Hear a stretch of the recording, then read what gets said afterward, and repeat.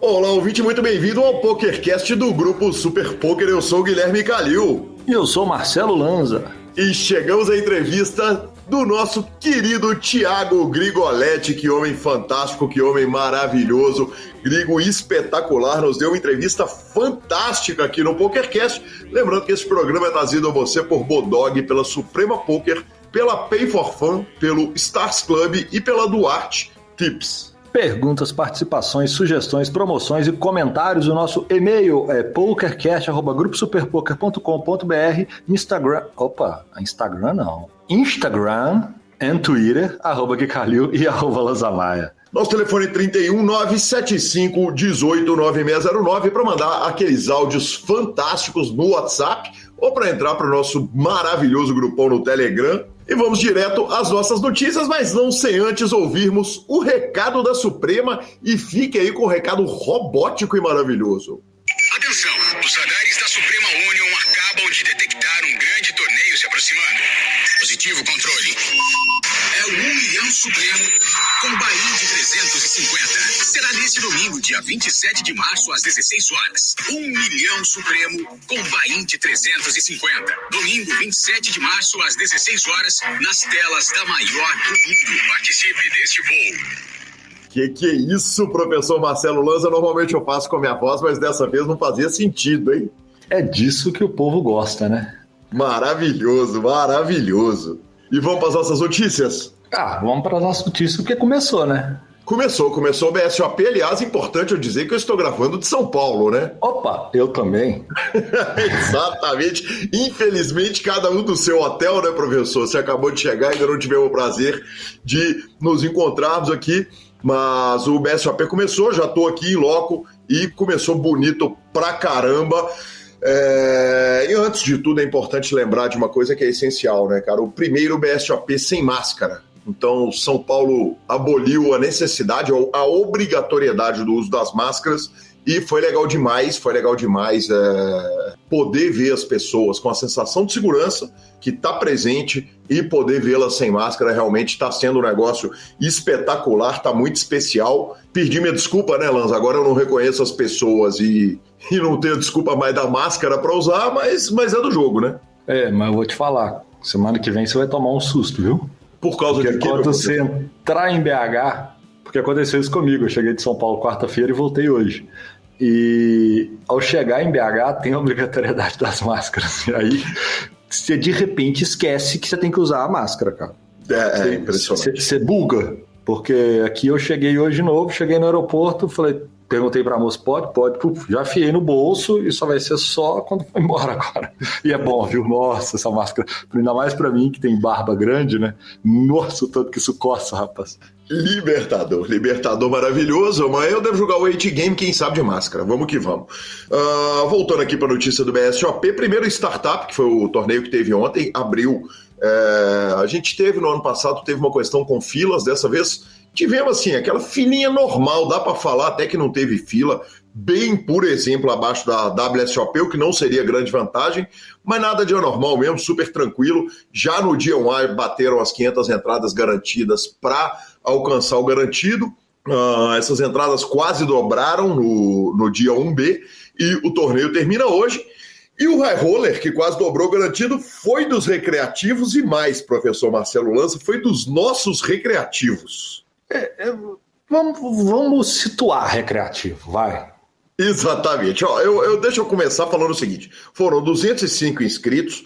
Na terceira colocação tivemos o craque de bola Moisés Lima, jogador de futebol de Belo Horizonte. Jogou, acho que o momento maior da carreira dele foi aqui no Palmeiras. E todo mundo conhece o Moisés, né?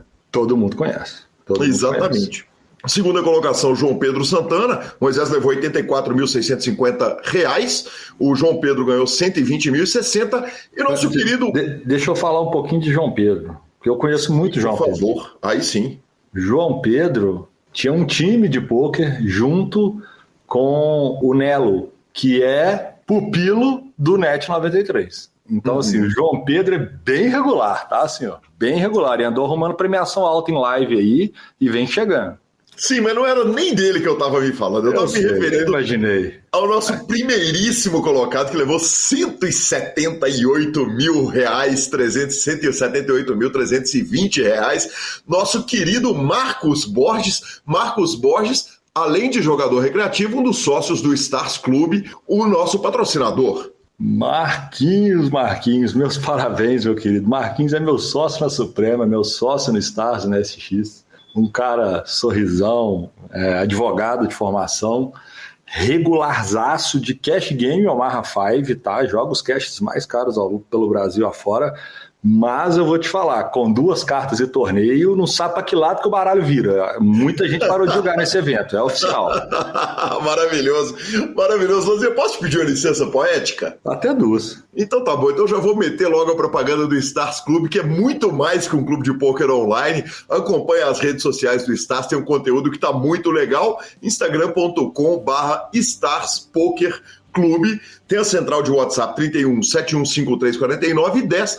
Entre em contato, depósitos e saques pelo WhatsApp, molezinha e delícia. E meus parabéns, meu querido Marcos. Tive o prazer de tomar uma com ele na última passagem dele por Belo Horizonte. Contei aqui no PokerCast. Fiquei muito feliz com a vitória dele. Maravilhoso. Tivemos também a reunião da Confederação com as federações estaduais, e eu poderia falar muito a respeito desse encontro que foi as federações estaduais, mas fiz muito melhor, trouxe o presidente da Confederação Brasileira, o Elton Lima, e fiquem com a palavra dele.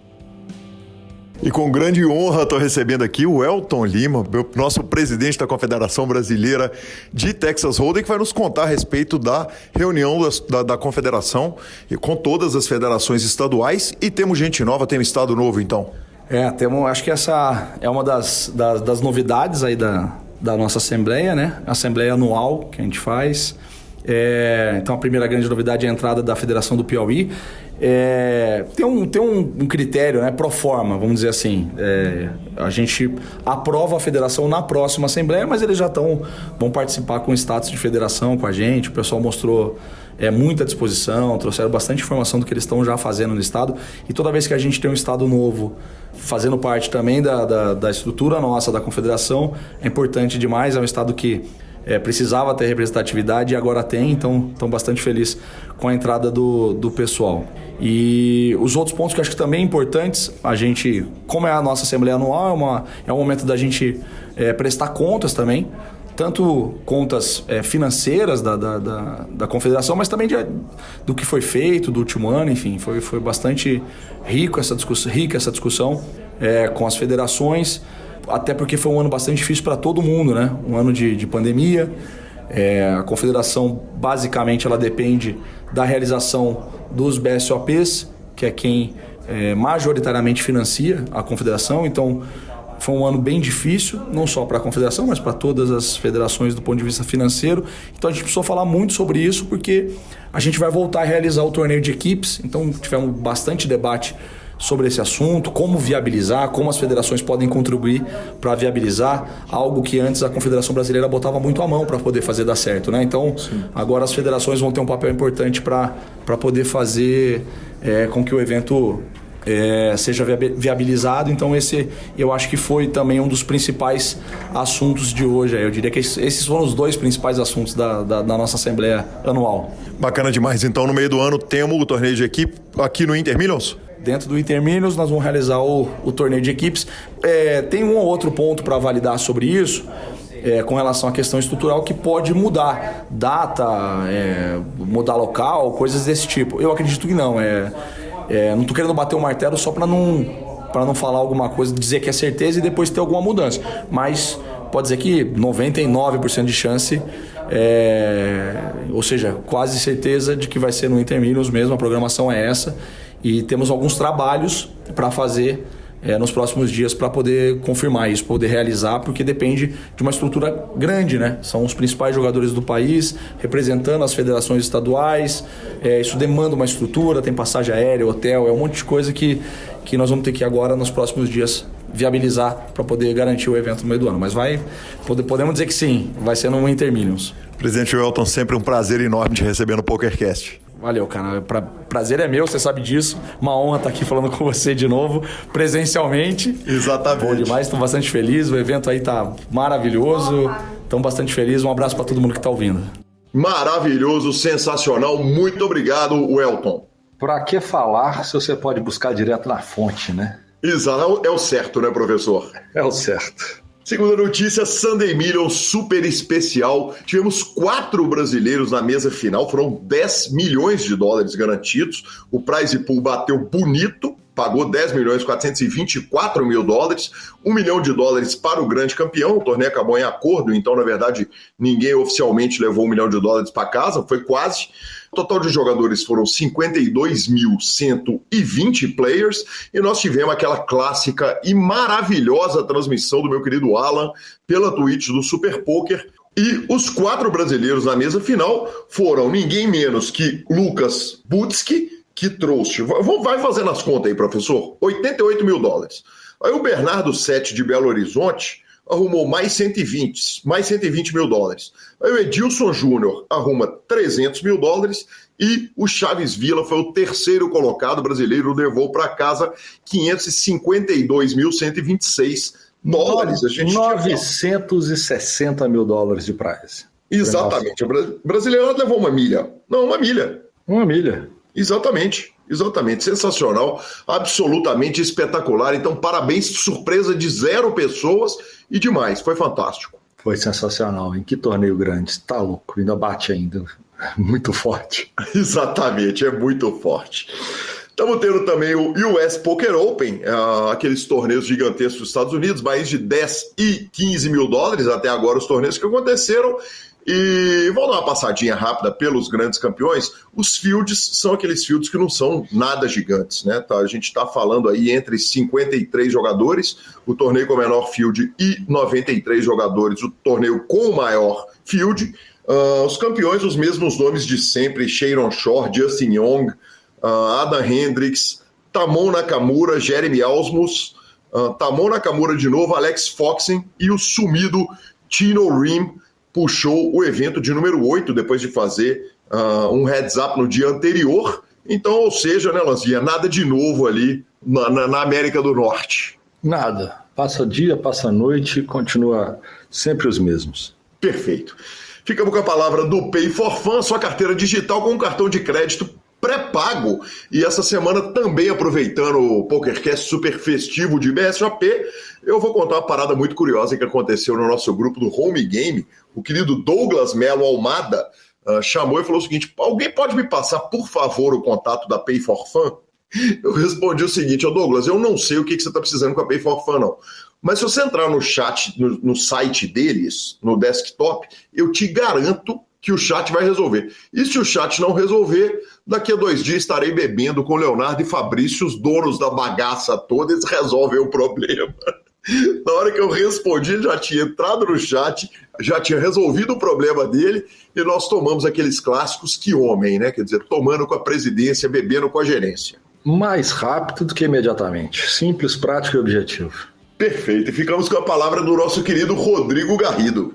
A Pay é uma carteira eletrônica que qualquer jogador, qualquer pessoa que utilize os sites de poker e os sites de aposta, ele pode centralizar esse valor ali. Ou seja, ele não precisa ficar com o dinheiro preso em um site. Ele simplesmente saca para o cartão, depois manda do cartão para o outro site, e tem a vantagem que dentro dessa carteira eletrônica ele consegue transferir para um amigo. Ele manda para quem ele quiser esse valor e o amigo deposita depois também para o site que ele quiser. Fica muito fácil você transacionar essa ficha entre os sites e entre as pessoas.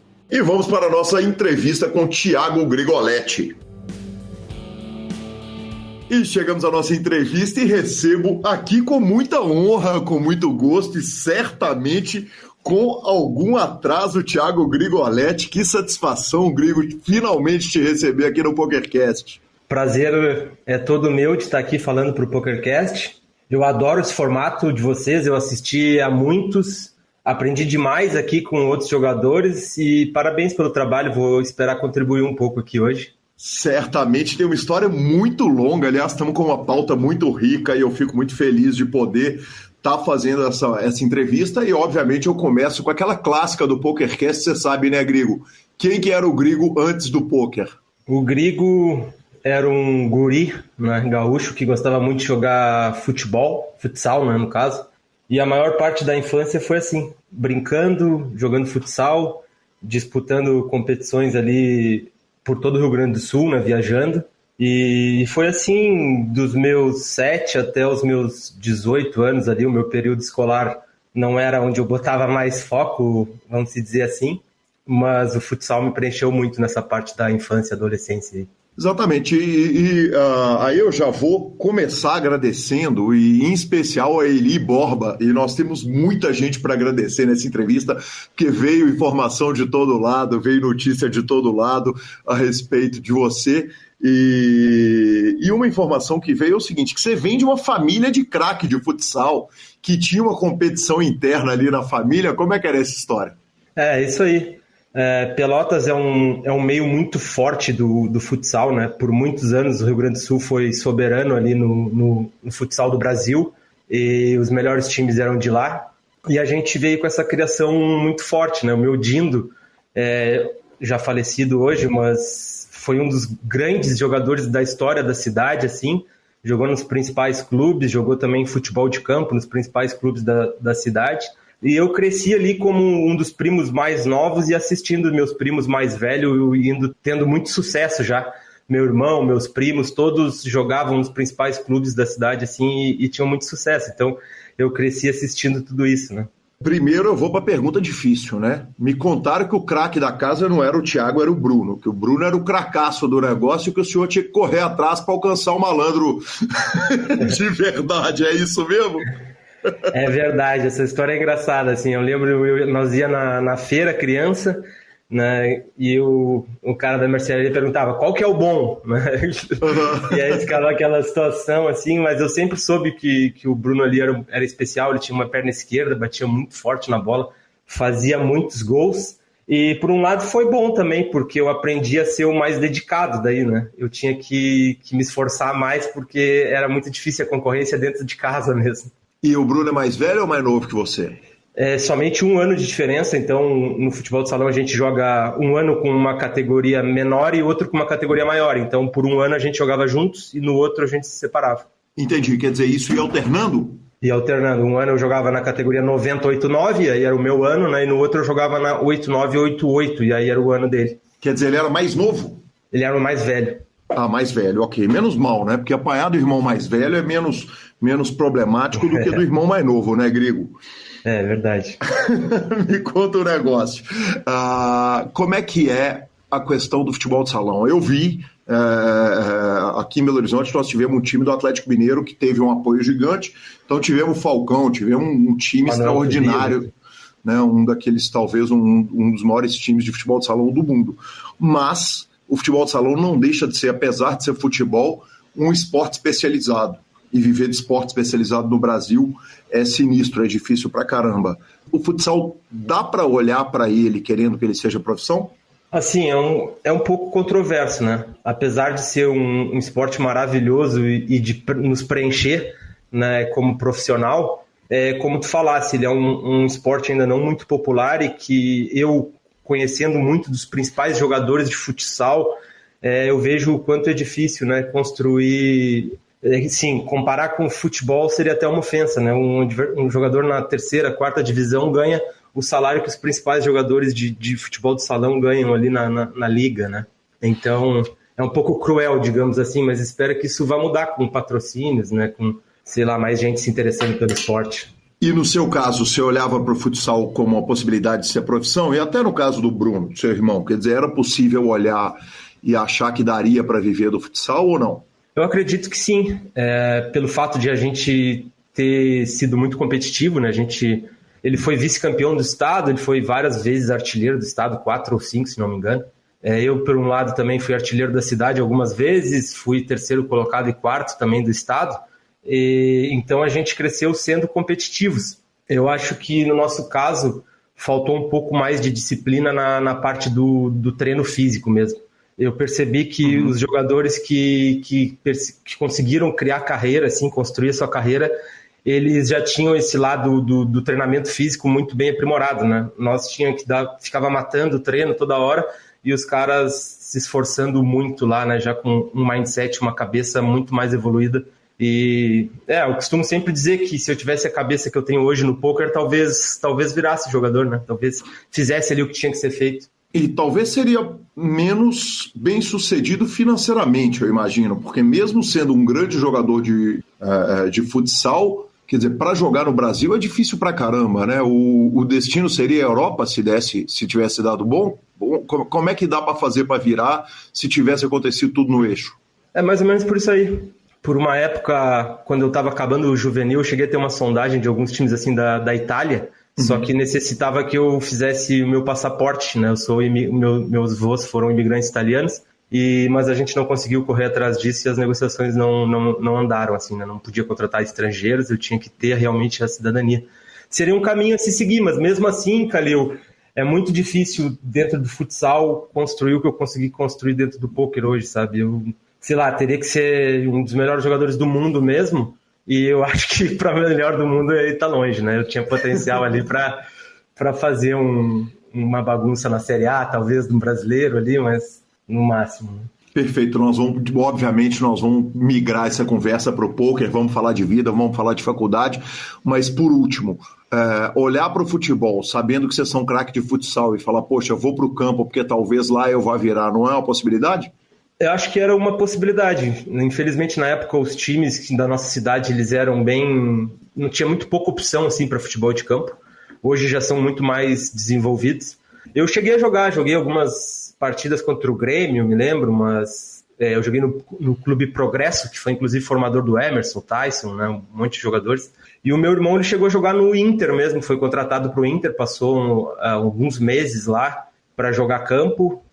Daí não conseguiu se adaptar muito bem, primeira vez que ele estava indo jogar campo, e aí depois acabou ficando no futsal, mas também não durou muito tempo, saudade da família ali, né? Como é difícil para também virar no futebol por causa disso, né? A maioria dos que se deram bem tiveram que abrir mão da família muito cedo, né? Sim, com certeza. É muito difícil. Com certeza. Grigo, e aí de repente você viu que não dava, você era o menino bom da sala, quer dizer, você era o menino que estudava, que era aguerrido ali, porque no final das contas você foi parar na faculdade de Direito. Não era assim, como é que eu vou te explicar? Eu acabei tendo um pouco de facilidade, porque até a 8ª série eu estudei em colégio particular, daí é um nível de cobrança, né? Uhum. E aí, por uma série de problemas da minha família, eu acabei concluindo ali o ensino fundamental no colégio público da minha cidade, o Colégio Municipal Pelotense, inclusive acho que é o maior colégio da América Latina, e ali acabou, né, baixando muito o nível, então eu acabava meio que só matando aula e conseguindo cumprir com o que precisava ali. Não tinha uma cabeça muito boa para os estudos, né, moleque, só queria zoar e jogar bola. E a aula de educação física nunca faltava, mas nas outras era sempre uma guerra ali. Quer dizer, o Grigo, dono de time, quando o jogador está na vagabundagem, ele sabe porque já teve com a mão naquela fogueira ali. Eu costumo dizer que eu tenho uma boa empatia para com os jogadores, porque eu já passei por vários estágios da vida, assim, não fui nunca linear, eu tive uma vida bem polarizada, né? Por vezes não tive muito recurso, por outros tive. Comecei lá dos torneios mais baratos, cheguei nos mais caros, então passei por todos os estágios, vamos dizer assim, né? Na educação foi a mesma coisa, né? Passei ali por 2 mundos muito diferentes. Eu lembro como foi duro na época, né? De trocar, assim, mas hoje olhando, tudo vem por um motivo e eu com certeza mudei muito a minha maneira de pensar depois que eu passei a conviver com outras pessoas, né? Ô Grigo, na sua formação humana, quer dizer, em que muda? Quando você olha, é óbvio que você conviveu com 2 classes sociais muito distintas no Brasil. É um país em que, via de regra, se os pais têm condição de manter o aluno numa faculdade particular, numa escola particular, desculpa, eles jamais vão mandar para a pública por causa do que você falou, de qualidade. Quando você pensa na sua formação como homem, até como jogador de pôquer, que é um jogo de pessoas, como instrutor, como dono de time, me fala um pouco a respeito do tanto que agregou para você o conhecimento humano que ter ido para lá gerou? Não tem como medir isso, sabe? Mas com certeza foi algo muito valioso, porque literalmente eu vivi em outra realidade, né? O colégio particular, principalmente que eu usufruí ali, que era um dos principais da cidade, era completamente diferente da realidade do colégio público, né? E ali eu tive que aprender a conviver com pessoas mais pobres, com pessoas também que tinham um nível de escolaridade um pouco abaixo, né? e aprender a não julgar elas, aprender a enxergar elas como um ser humano, que nem eu, que só tive um pouco mais de oportunidades ali no início, né? Perfeito. E jogar bola ajudou pra caramba na adaptação da escola nova? Ah, com certeza. Assim, pra tudo, né? Até nessa parte de conseguir conviver com um monte de gente, é impressionante como o futebol une, né? Às vezes tem essa barreira, mas o futebol quebra todas as barreiras, assim, todo mundo só tá ali focado em vencer o jogo, dar o seu melhor, né? Fazer um lance bonito, esse tipo de coisa. Bacana demais. Grigo, e aí você foi parar na faculdade de Direito. Essa foi uma faculdade particular? Na verdade, antes eu ainda fiz faculdade de administração. Eu lembro que foi logo que eu saí assim do colégio, meu pai estava me forçando para fazer alguma coisa, eu não sabia muito o que fazer, ainda jogava futsal, jogava no juvenil na época e ainda ocupava a maior parte do meu tempo. E eu lembro que eu fiz assim um período e meio e o meu pai estava fazendo uma força bem grande para pagar. Eu falei, pai, não faz sentido eu estar aqui. Mas eu lembro de escrever assim no primeiro semestre uma redação da onde eu queria estar 5 anos na frente. Eu queria ter acesso a essa redação para ver o que eu ia ter escrito ali, porque o mundo girou para um caminho completamente oposto, né? Eu acabei conhecendo o pôquer ao final do meu período no futsal ali. A gente começou a jogar na pré-jogo, nas concentrações, também indo de ônibus, né? Às vezes a gente viajava 7, 8 horas, então ia jogando pôquer, eu me apaixonei ali, e esse foi meu último ano no futsal, assim, competitivo, e foi o ano que eu entrei de cabeça no pôquer. Então, quando eu vou pro Direito, eu já tinha aí uns 2 anos de pôquer e já pagava a faculdade de Direito com ganhos do pôquer. Então, era um pouco ousado ali na época, porque eu não tinha a menor ideia sobre variantes, sobre nada, eu só estava indo me dando bem, e falei, foi uma doideira, assim, né? Nós combinamos vários amigos de entrar na faculdade, porque não estava fazendo nada, estava todo mundo meio que se sentindo mal. Acabou entrando 6, 7 amigos juntos na faculdade e no final só um se formou, né? É uma fórmula para dar errado, né? Inclusive, entrar a galera toda, porque tá o diretório acadêmico ali, eu não sei como é que chama, em cada estado chama uma coisa, tem um boteco na esquina, quer dizer, a chance de dar problema é grande pra caramba, né? Mas aí você entra para a faculdade de Direito, quer dizer, quando você entra, você falou, estou jogando futebol ainda, entrando na faculdade ali, o pôquer entra na vida, como é que entra o pôquer? Você falou a respeito do pré-jogo ali do futebol, da concentração, etc. Ele foi apresentado assim, ao vivo? Ele foi me apresentado por um dos meus amigos que, inclusive, seguiu carreira como jogador profissional de futebol, né? Ele jogou, Jair o nome dele, ele jogou no Japão, em Dubai, jogou na Austrália. No Brasil, acho que o melhor time que ele jogou foi Ponte Preta, mas chegou a jogar no Kashima Reysol, um time fortíssimo no Japão. Enfim, nós jogávamos juntos no futebol de salão em Pelotas e éramos muito amigos. E um dia na cozinha, no veraneio, assim, ele me apresenta o pôquer. E eu gostava de jogar bastante jogo de carta, principalmente canastra, pife ali, né? Me preenchia nos meus verões, que não tinha internet, não tinha muita coisa para fazer. E aí eu conheci o pôquer e logo me apaixonei, assim, jogando com fichinha de plástico. Lembro até hoje de meu pai brigar para não ser jogo a dinheiro, e os caras queriam apostar tipo R$1. E eu, não vamos jogar dinheiro. E aí comecei a jogar e foi muito rápido, assim. Eu conheci no final de 2009. Em 2011 é onde eu largo o Direito e que já estava pagando o Direito com o dinheiro do pôquer. Então eu meio que entrei de cabeça, assim. Imagina, né? 2009, final, quando conhece as regras, e 2011, no início, diz que vai ser um jogador profissional de pôquer. Eu me atirei num buraco, assim, que eu não tinha a menor ideia de onde eu estava me metendo, né? Mas eu segui a minha intuição, meu coração ali, e graças a Deus deu tudo certo. E com a família tudo bem? Quer dizer, pai, eu desisti do futebol, tô no Direito e tô largando, vou pro pôquer? Assim, não foi muito fácil, né? Não tem como chegar e dizer que vai jogar pôquer em 2000. Especialmente para um pai que não queria que você jogasse brincando a R$1 lá atrás. Sim, meu pai veio de uma cultura também de não gostar muito de jogos de aposta mesmo, então sempre foi firme nisso. E não tem como, né? Em 2010 dizer, pai, eu vou jogar pôquer. Só que aí eu fui me dedicando muito, né? Eles viram que eu fui ficando muitas horas na frente do computador jogando, estudando, né? Saía para os clubes para jogar, também ficava competindo na maioria dos torneios que tinha. Então eles viram que tinha alguma coisa ali que estava brilhando meus olhos, né? Que eu tinha encontrado alguma coisa. E também eu rapidamente assim consegui um objeto material, vamos dizer assim, né? No final de 2011 ali, quando eu disse que eu seria um profissional, eu consegui comprar um carrinho lá, um Clio, né? 2 portas, mas já era aquela coisa, né? Pô, se nada mais dá certo, um Clio 2 portas eu consegui. Ninguém vai poder dizer que não deu certo, né? Me conta um negócio, como é que o jogador de 2009 que conhece o pôquer na concentração do futebol chega 2 anos depois com o Clio? Claro que tem um cenário todo de época e tal, eu queria que você descrevesse isso. Como que veio a evolução técnica para que você se destacasse o suficiente, porque um monte de gente que começou em 2007, 2008, 2009, que foi aquele primeiro momento de explosão do pôquer do Brasil, 2 anos depois ainda estavam jogando recreativamente e seguindo outras profissões. Eu tive muita sorte, vamos dizer assim, de me aliar com pessoas fundamentais no meu início ali, né? Através do futebol de salão, eu conheci o Matheus Zilbi, né, que virou um dos meus grandes amigos, um dos meus melhores amigos até hoje, e ele era também do ciclo do futebol de salão, ele jogava no clube rival, né, era o Paulista e o Brilhante, eu jogava pelo Paulista e ele pelo Brilhante, então a gente sempre se via jogando, e quando eu fui descobrindo o pôquer, as pessoas começaram a me dizer, esse cara aí ganhou não sei quanto, eu fui pesquisar, ele estava em top 20 do mundo na época.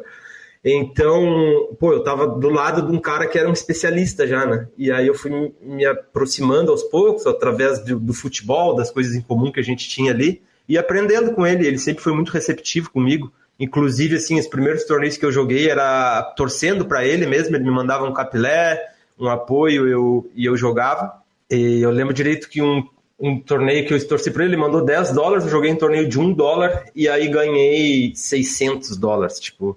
Na época o dólar nem era tão alto, era 3, mas eu dormi com a sensação que eu tava rico, né? Tipo, sim. Eu tava trabalhando vendendo plano de TV da NET e, sei lá, ficava andando de moto pra lá e pra cá tentando vender um plano e ganhava R$600 por mês, imagina. Eu tava 1 mês e meio, era meu primeiro serviço, mas eu tava bem feliz. E aí eu, um dia jogando poker online, apostando $1, eu ganho, né, tipo, R$2.000. Foi algo assim, absurdo. E ali, com certeza, que a semente foi plantada no meu coração, né? Isso foi em 2010. E aí eu segui estudando com o Zilb, segui fazendo muitas cavaladas lá nos fóruns, né? Eu cheguei a fazer, sei lá, pelo menos 9 cavaladas. E, incrivelmente, todas lucrativas. Então, eu ia refazendo, até o ponto que eu conheci a galera do Steel Team, e aí entrei pro meu primeiro time de poker, que foi quando eu falei que virei um profissional, aí no ano de 2011, no meio de 2011, quando eu entrei pro Steel Team, né? Time do Bauer, do Evander e da Larissa. Exatamente, o time sediado em Goiânia, né? E que, curiosamente, alguns grandes jogadores do Brasil, inclusive o Pitão saíram de lá, passaram por lá, e que ele meio que tinha Goiânia como uma sede mesmo. Você chegou a estar por lá há muito tempo, a morar por lá, por Goiânia? A gente foi num encontro, logo que eu entrei no time, assim, teve aquele grande triunfo do Pio Limeira, não lembro certo quanto ele ganhou, mas foi um absurdo, assim, pra época. E aí o João Bauer convidou todo o time para ir a Goiânia, né? Botou todo mundo numa limusine lá, pagou todas as festas, foi Pitão, Kelvin... Chevu, toda essa galera do samba lá, claro, vou me esquecer de um outro, Anzol, essa turma aí toda junto lá, começando no antigo Steel Team. Perfeito, não, e o Steel é um time que tem essa história, né? Ele tem todo mundo que passou por lá, tem muito carinho, porque aquilo é basicamente as formações dos times no Brasil, né? Com certeza, eu sou muito grato ali à oportunidade que o Bauer me abriu, porque eu não tinha muita ideia de como funcionava a variância do jogo, né? E ao entrar para o time, eu consegui, né, pôr muito volume, entender como funciona a dinâmica ali, né? De nem sempre vai ganhar, de tem que estudar toda semana. E foi, assim, depois andei por outros times, né? Fui para o time do Ariel Bahia alguns anos depois. Deixa eu te interromper. Grigo, não teve uma passagem pelo Sitting Gold Team Pro sua? É verdade. O meu início começa pelo Sitting Gold Team Pro. Eu lembro que o meu instrutor era o Binho Eiji, né? Sim. E eu até conversei com ele esses dias, a gente tá morando aqui na mesma cidade agora. Ele que é marido dele, inclusive, que comanda os times todos, organiza todo mundo, né? A carreira de todo mundo do Brasil. Ele é a rainha do poker brasileiro, né? Sim. Tá cuidando de todos aí. E aí eu até conversei com ele nem lembrava disso, mas realmente foi muito pouco tempo que eu fiquei lá, acho que foi 2 meses, logo eu vi que Sitting Gold não era o que eu amava, e eu lembro que dessa turma o Armandes Brista estava junto, que foi um dos caras que despontou mais rapidamente nos MTTs depois, assim. Me conta um pouco a respeito dessa visão, porque essa era uma visão ousada para a época, porque o Sitting Gold era meio que uma garantia de grana, né? Era a forma mais fácil de você fazer dinheiro sem ter muita variância lá no começo do poker, naqueles anos de 2010, 2011, eram exatamente os sit and goes, que se você botasse o volume, praticamente você imprimia ali aquele EV, aquele ROI que você tinha mensal, né? E naquela época existiam sit and goes muito bons no full tilt mesmo. Eu lembro de alguns de $26 que formavam, mas sempre formava limites menores assim, e aqueles sit and goes de bastante jogadores mesmo, 180 players, 90 players, que quase imitam o MTT, né? Então era realmente uma oferta muito boa de torneios assim na época. E aí como é que o Grigo olha para o MTT e fala o seguinte, não é aqui que está o dinheiro está lá, porque é meio revolucionário você... Eu não imagino que você estava adivinhando que o sit and go ia estar praticamente matematicamente resolvido e que ele ia ficar difícil de bater um tempo depois para frente. Eu acho que o que me moveu no início assim, muito foi pela ambição mesmo. Eu via nos torneios uma oportunidade de ganhar um torneio muito grande que não tinha no sit and goes, né? E ao mesmo tempo o sit and goes me ensinou a ter uma rotina, uma postura profissional ali, porque ele te ensina a colocar horas, volume, né? A ficar atento ali, porque muitas vezes está em retas finais também, mas nunca me brilhou os olhos, vamos dizer assim, né? Eu claramente sabia que eu não ia ficar muito tempo ali, então eu abreviei isso e fiquei bem pouco tempo no projeto mesmo. E o que brilhava o olho no MTT? Era grana ou era fama? Com certeza no início era grana, assim. Eu nunca imaginava no início assim, que eu seria tão famoso. Não que eu seja, mas né, hoje no Brasil tem uma representatividade boa, mas eu lembro de no início olhar o Akari na revista e achar aquilo muito distante da minha realidade, né? Então era a grana mesmo que eu visava, principalmente pelo dólar, né? Claro, ele flutuou ali no meu início, ele chegou a ser $2, mas por um tempo ele ficou em 4 também. Então tu estava sempre meio que trabalhando para acertar um torneio que era vezes 3, vezes 4, né? Então era muito bom assim por esse lado. Interrompemos muito rápido a entrevista do nosso querido Grigo para a gente poder falar do Bodog Poker. O Black Diamond Poker Series, nós já falamos dela, mas ainda dá tempo. Começou em 28 de fevereiro, vai até 4 de abril. Os buy-ins vão de $11 a $1.055. E claro que tem satélite pra caramba. Entra lá no site, digita Bodog e Poker, que você vai cair no site. Lá tem todas as informações a respeito de torneios, dia a dia, são todos os buy-ins. E claro, no Bodog você pode também apostar no Big Brother Brasil. Voltamos para a entrevista do Grigo. Obrigado. Grigo, e aí você passa pelo Sit and Go Team Pro, vai pro Steel, e do Steel você vai para... Eu vou jogar pro Ariel Bahia daí. Logo antes do Steel...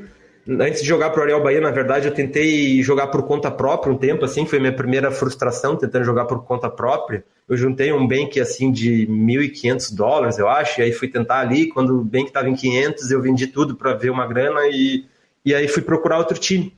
E eu tinha ido muito bem no Lapt São Paulo, foi meu primeiro resultado grande, assim, no live, eu fiz mesa final, que foi, inclusive, onde eu conheci o Hakari, uma história muito, muito doida, assim. O cara que eu via na revista, ele tá lá me pedindo para trocar porcentagem comigo. Foi incrível, assim, né? Tipo, nós na reta final, ele chega para mim, vamos trocar 10% e tal. E eu, caralho, será que isso tá acontecendo mesmo? O cara tá pedindo para trocar porcentagem comigo, mas aí foi isso. Eu acabei ficando em 8º nesse torneio, né? Foi o que o Esbriça cravou. E ali o Ariel Bahia me conheceu, porque ele jogou na mesma mesa comigo e tal, gostou da minha postura, eu chamei ele no Facebook e comecei a jogar para ele. E na época, assim, ele era uma referência pesadíssima, né? Então, eu fiquei muito feliz. Nós vamos falar do time do Ariel Bahia, mas vamos voltar um pouquinho no Akari. Quer dizer, você está abrindo cavaladas no Mais EV no começo da carreira e o Akari chega e encosta em você e resolve trocar percentual ali na reta final do torneio. Não fosse alguma referência que ele tivesse sua, ele não teria feito. Ele não chegaria para um cara qualquer que estivesse na reta final do torneio e faria uma proposta dessas. De onde que você... Que você sentia que o Akari estava te enxergando? Quer dizer, ele jogou com você em dias anteriores no torneio, vinha de informação já do Mais EV, de fóruns, etc. Por que ele te ofereceria a troca? Você imagina?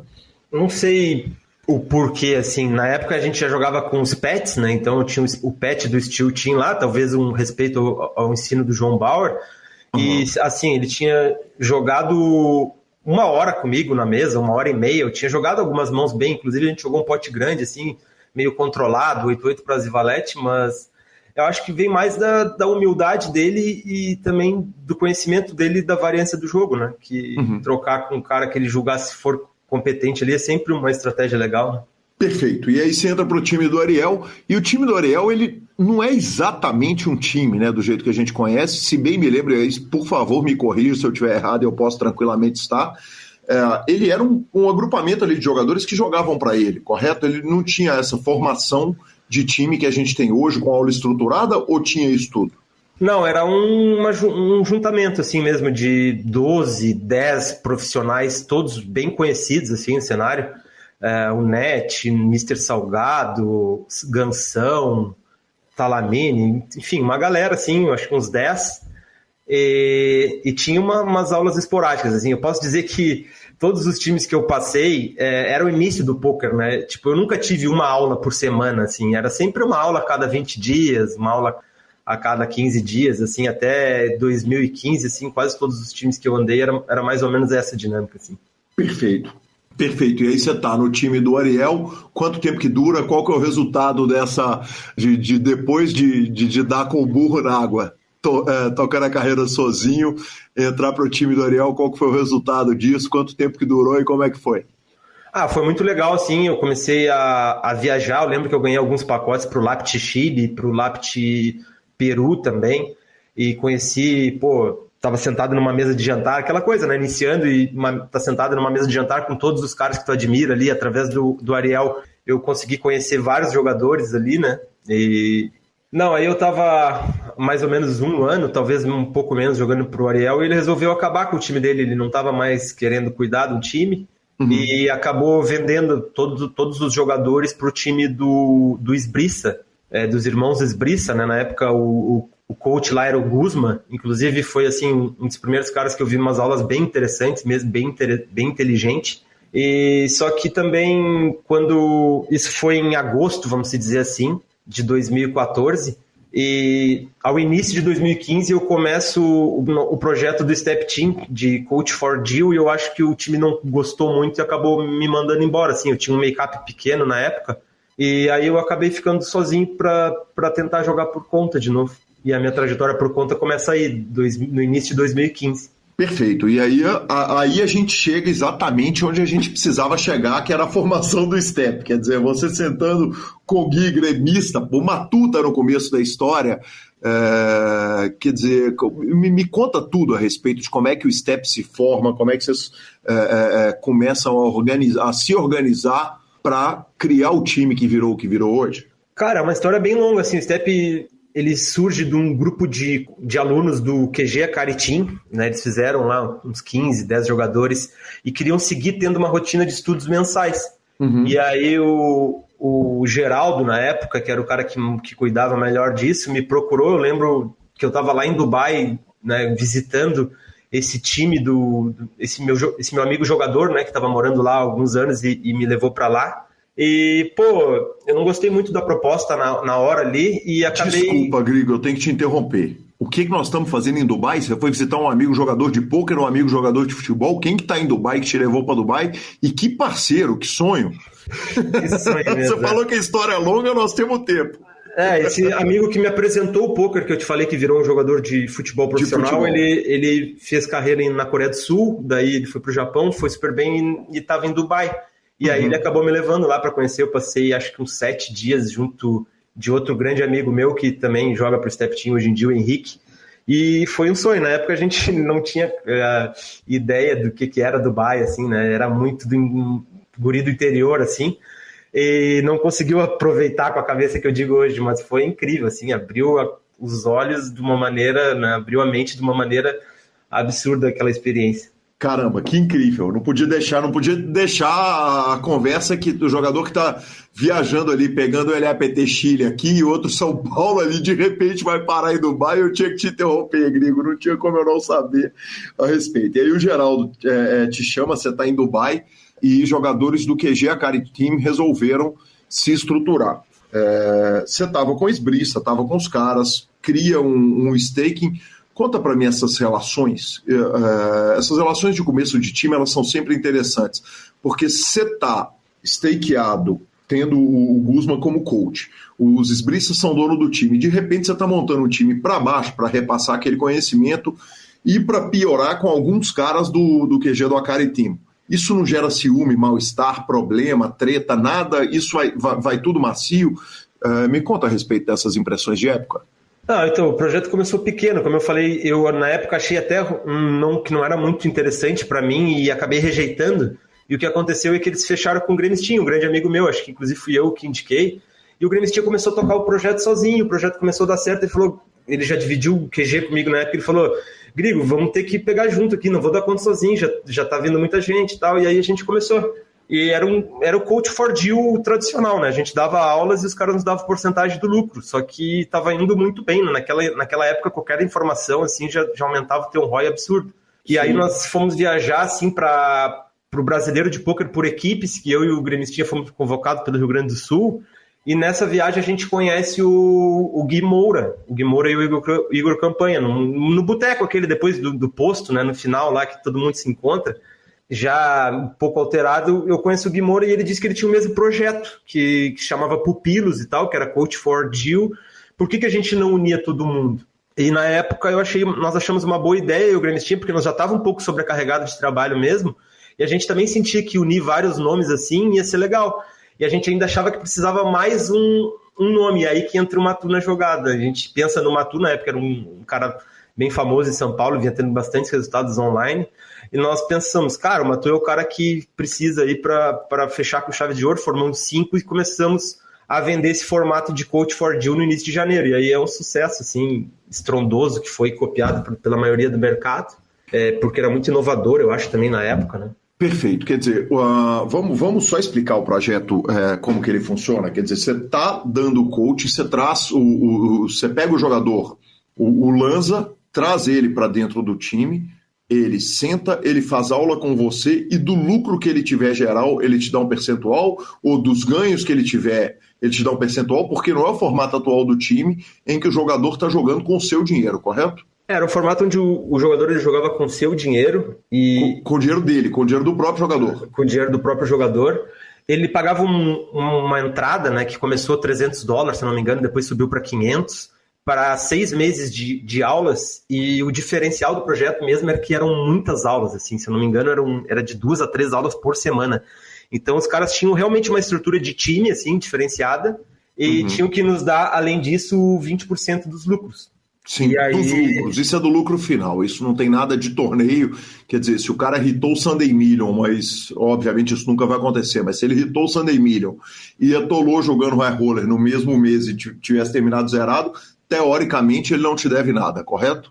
Exatamente, só durante os 6 meses ali, né, a partir da primeira aula que ele teria que nos dar uma parte. Entendi, perfeito. E essas aulas todas que vocês davam eram aulas presenciais, vocês não estavam disponibilizando material de estudo para o jogador estudar a posteriori, não?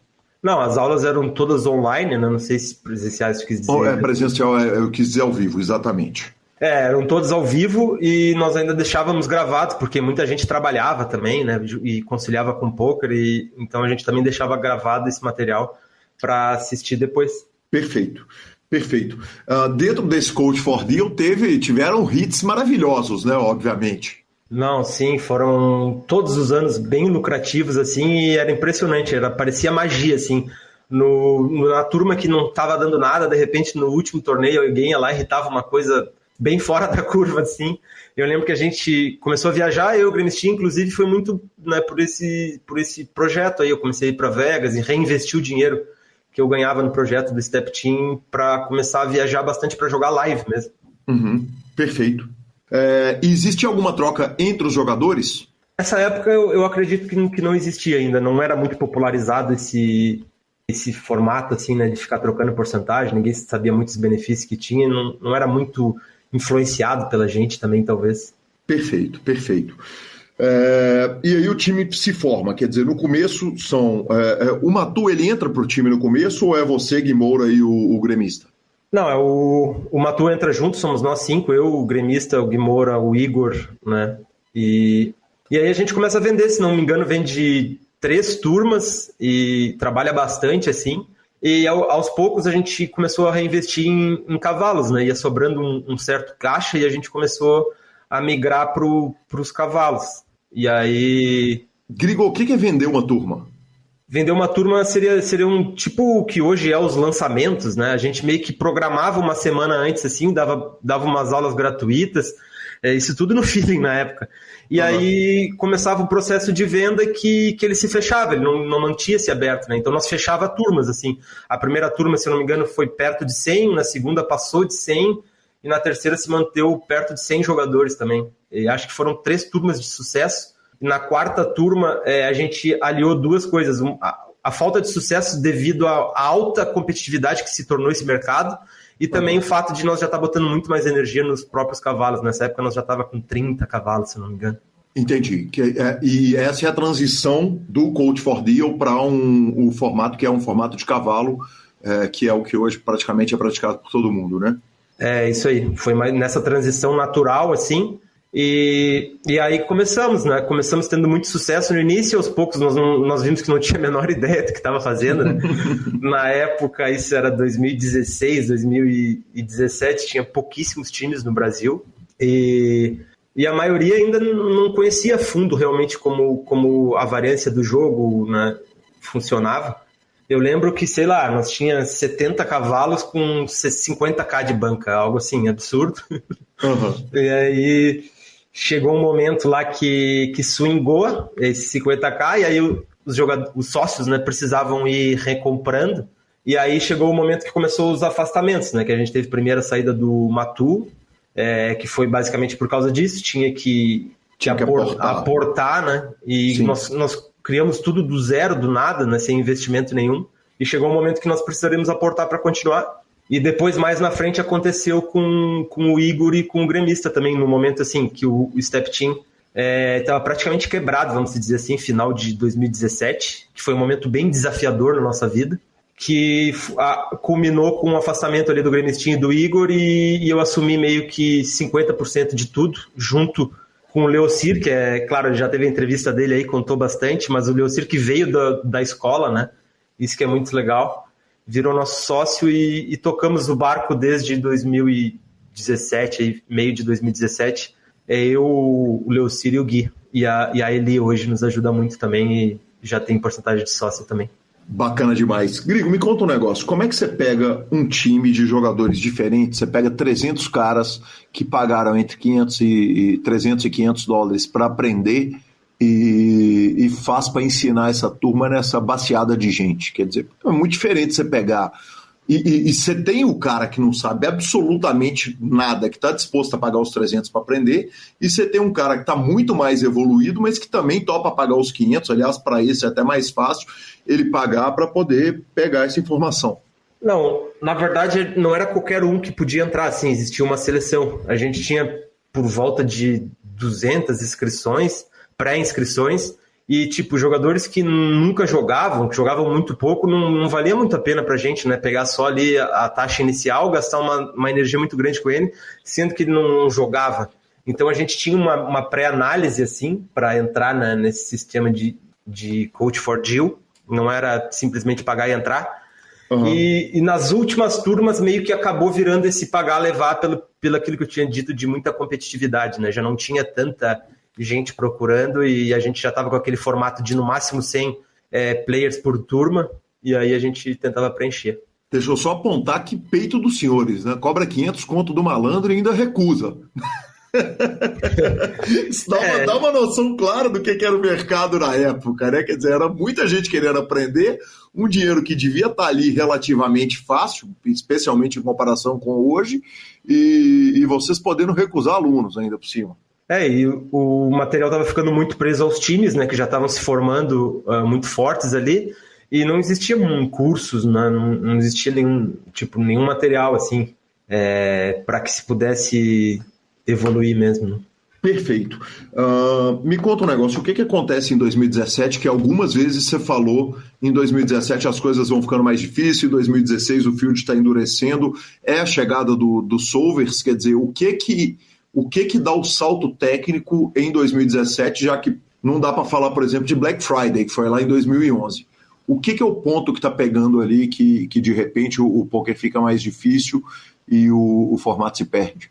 Eu acho que é justamente a criação dos solvers mesmo, né? Surgiu uma novidade no mercado que todo mundo estava querendo e que quem não estava usando ainda ficou meio que ficando para trás, né? Todo mundo vai atrás ali da novidade e principalmente através do solver ali tu passou a não depender mais de uma pessoa, né?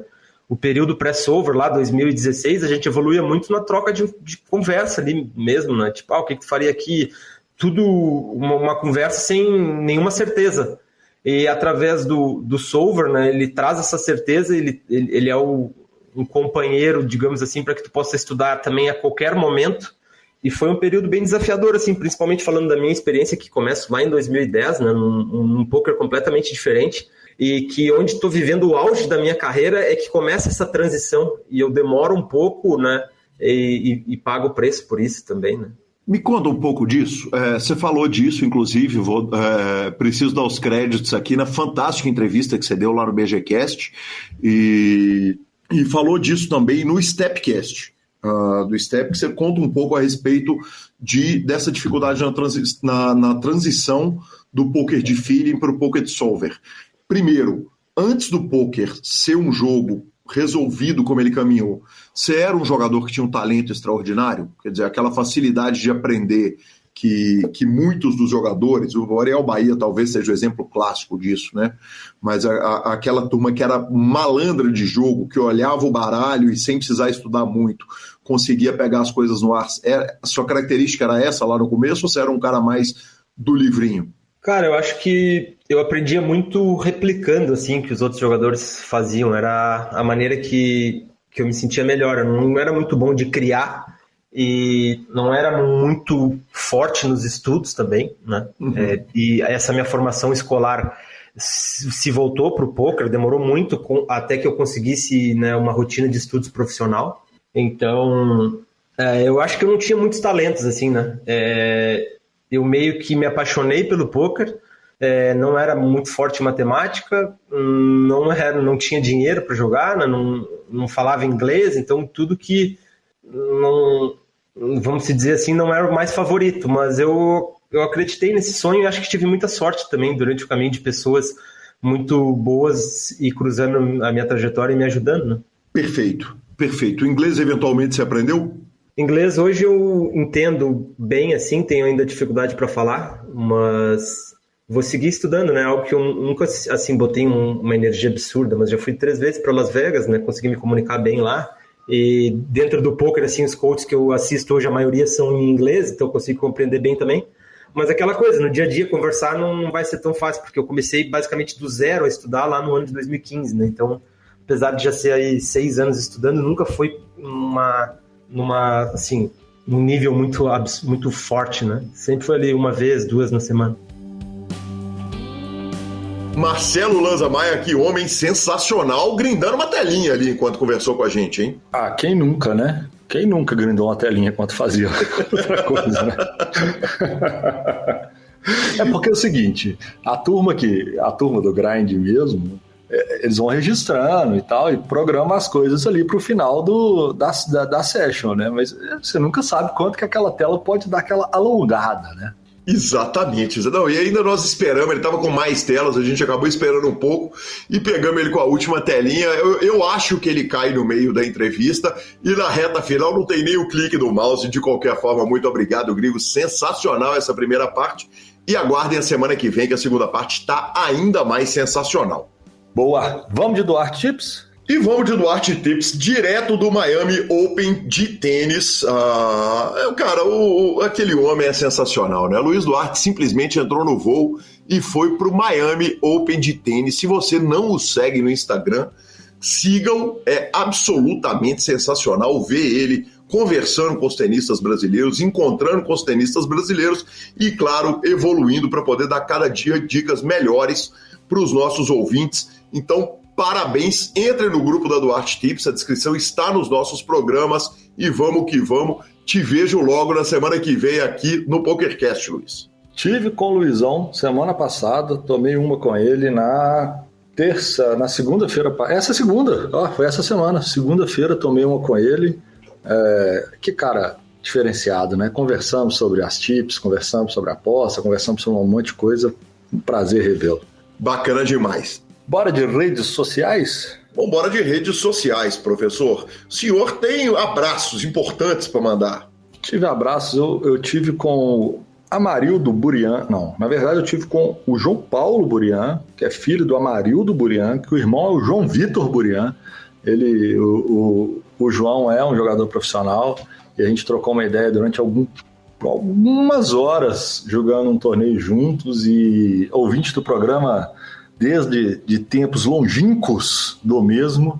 Então eu queria deixar um abraço para ele, pro pai dele. O pai dele tá com uma média de 30% de troféu, ele tá voando. Que homem maravilhoso. O pai dele tá voando no golpe. E o João contou para mim um pouquinho da história dele, contou uma promessa que ele fez, que se ele cumprir, eu trago ele aqui no ano de 2025, que foi combinado. Maravilhoso, professor Marcelo Lanza. Sabe quem chega aqui no quarto agora, nas dependências, no estúdio provisório do nosso PokerCast? The Alan.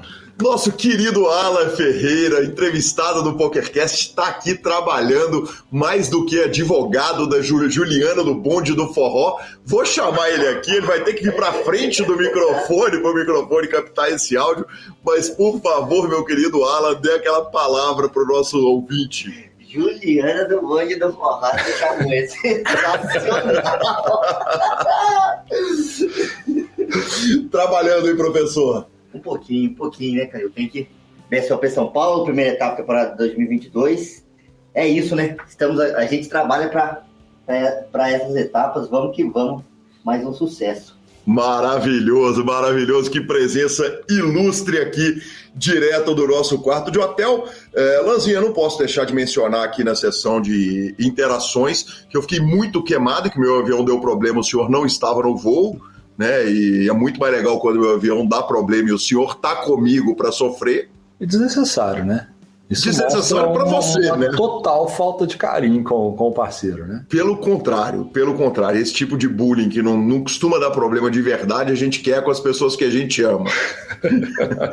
Vou citar também nosso querido Alexandre Cavalito Mantovani, cara, encontrei com ele e falou, cara, tô precisando tomar uma citada lá naquele PokerCast para ver se minha conta regula. Então fica a citação e o desejo de forma maravilhosa. Cara, ontem eu tive um encontro muito especial que foi com o Vitor. Vitor é um jogador do CL Poker Team. Ele me encontrou ali no salão do BSOP e as palavras dele me emocionaram. Claro, ontem encontrei com o Ivo, encontrei com tantos ouvintes ali que vêm abraçar e vêm demonstrar o carinho pra gente, mas o Vitor foi muito especial, sabe, Lanza? Ele falou o seguinte, cara, não é um trabalho fácil convencer os meus pais da minha profissão, e o PokerCast torna isso muito mais fácil, muito mais tranquilo. Então, realmente tocou o meu coração e fica aí o meu abraço para o Vitor e, claro, para a família toda dele, e que legal que a gente pode fazer esse trabalho aqui e pode mandar esse carinho para a família dele, para todo mundo, e que a compreensão chegue logo. A gente sabe tanto que é difícil, né? A gente já ouviu cada caso, eu mesmo tenho os meus, e que bom que a gente pode ajudar de alguma forma. Maravilhoso. Finalização? Superpoker.com.br, tudo sobre poker no Brasil e no mundo. Onde tem poker, o Super Poker está. Na aba de clubes e na guia de clubes do Brasil, onde jogar a agenda diária de torneios. Na aba de vídeos e no YouTube, transmissões ao vivo dos maiores torneios de poker do mundo, análises técnicas, programas de humor e entrevistas icônicas. Revistaflop.com.br, a sua revista de poker. E Mibilisca.com, cobertura mão a mão de torneios pelo Brasil e pelo mundo. Dica cultural. Lanzinha, tô terminando mais um livro, esse curtinho, a biografia do Belchior, né, cara? Meu querido Belchior, tive o prazer de tomar uma cerveja com ele ainda quando morava lá no Mato Grosso, trombei com ele uma noite em Cuiabá, ele me contou dos tempos de quando ele presenciou o movimento punk sendo exilado lá, estando exilado em Londres. O nome da biografia é Apenas um Rapaz Latino-Americano, o autor é J.B. Medeiros. Eu curti muito conhecer a história, mas preciso admitir que, como nota em número de estrelas de 1 a 5, de 0 a 5, o livro tem 3,5 estrelas, achei um tanto superficial, mas foi muito legal de qualquer forma, valeu o meu tempo. E aí eu tô na bad total, confesso. Em que sentido, meu professor? Porque eu não consegui ver nada, não consegui ler nada, não consegui produzir nenhum tipo de conteúdo cultural ou de minimamente descansar minha cabeça. Eu não consegui ver nenhum filme ruim para poder falar. Eu vi um filme ruim, sabe? Aquele momento assim. Porque eu tive em São Paulo, cheguei quarta-feira em BH, já estou em São Paulo de novo, então assim, já estou devendo uma, então deixa essa aí de crédito para mim. Na próxima semana eu tento. Nossa senhora, próxima semana vai ser tenso de trazer duas. Se eu não conseguir trazer duas na próxima semana, eu deixo acumulado. Muito justo. Olha, fica a dica cultural seguinte: se você está em São Paulo, ligue para mim, para o Lanza, porque em algum momento nós vamos beber junto aqui. Belíssima dica cultural. Nós provavelmente vamos conhecer ou um boteco ou vamos para a mesma padaria de sempre, mas tá tudo certo. Tá tudo certo. @Gui Calhão, @Lanza Maia são os nossos Instagrams e Twitters. PokerCast é trazido a você pela Bodog, pela Suprema Poker, pela Pay for Fun, pelo Stars Club e pela Duarte Tips. Estamos no Spotify, Deezer, YouTube, Amazon Music, todos os podcast players. Nos indique, nos dê 5 estrelas. O PokerCast de hoje teve a participação especial de Alan Ferreira e a edição, claro, é do fantástico Rodolfo Vidal. Valeu! Um grande abraço a todos e até a próxima semana. Valeu! If you like to give away, I'm your man. You win some, lose some, it's all the same to me. If there's to play, it makes no difference what you say. I can share a green, the only kind game is the ace of spades, the ace of spades.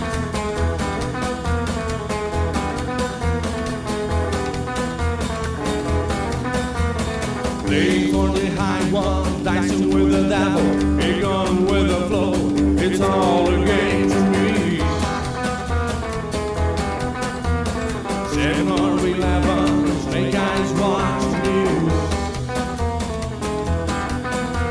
We double up or queen, double sticks of spring, the ace of spades, the ace of spades.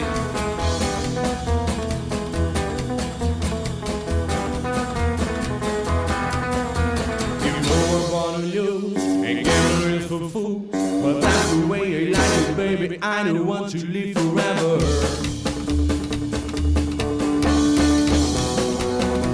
And don't forget the Joker.